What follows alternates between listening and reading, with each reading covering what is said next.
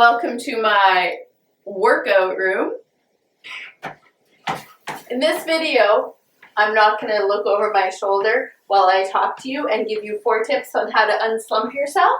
Instead, I'm going to walk backwards. I first started walking backwards up hills when I hurt my hamstring, and the physiotherapist gave me all these exercises to do, and I realized that I didn't want to just lie on the floor and do all these exercises. What I do is I just lift her up and I get to walk up hills backwards. And that's my first tip on how to unslump yourself when you're feeling slumpy, is do something that you have to do or that you always do and do it in a different way, such as backwards or upside down.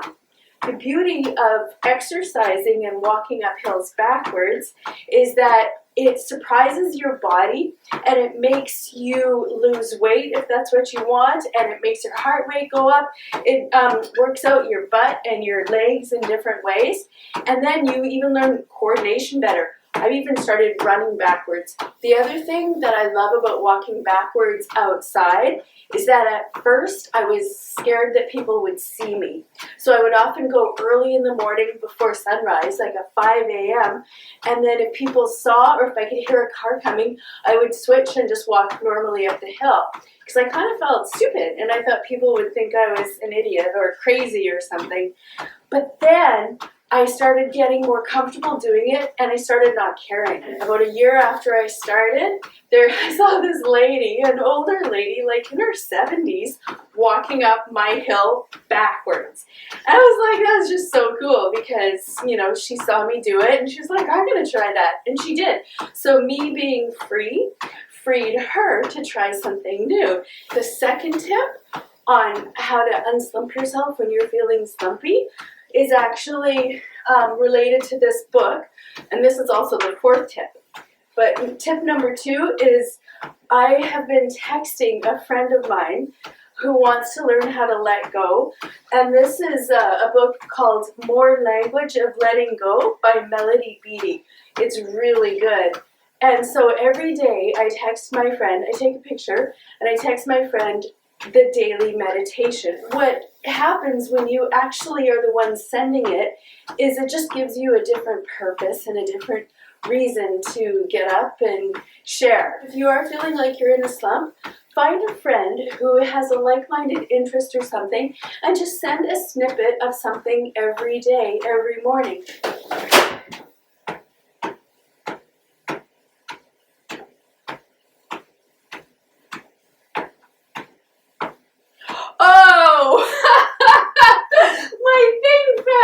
My 3rd tip on how to unslump yourself is to be by yourself for 5 minutes in a quiet room. Can you be alone with your own thoughts and feelings?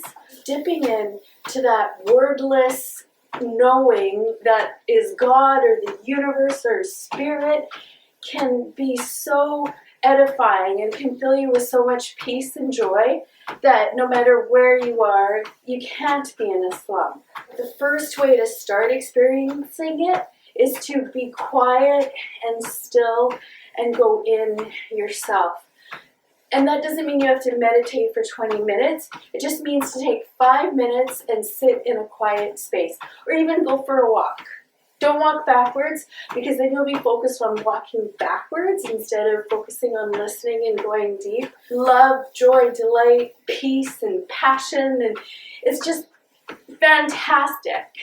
My 4th and final tip on how to unslump yourself is from my daily book that I'm taking pictures of and sending to my friend.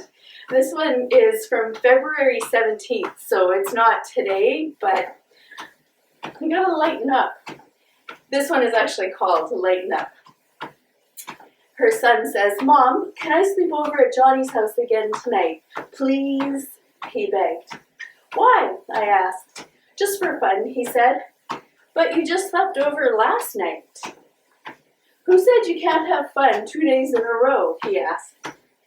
While ideas such as discipline and focus are undeniably important, so is the idea of having fun.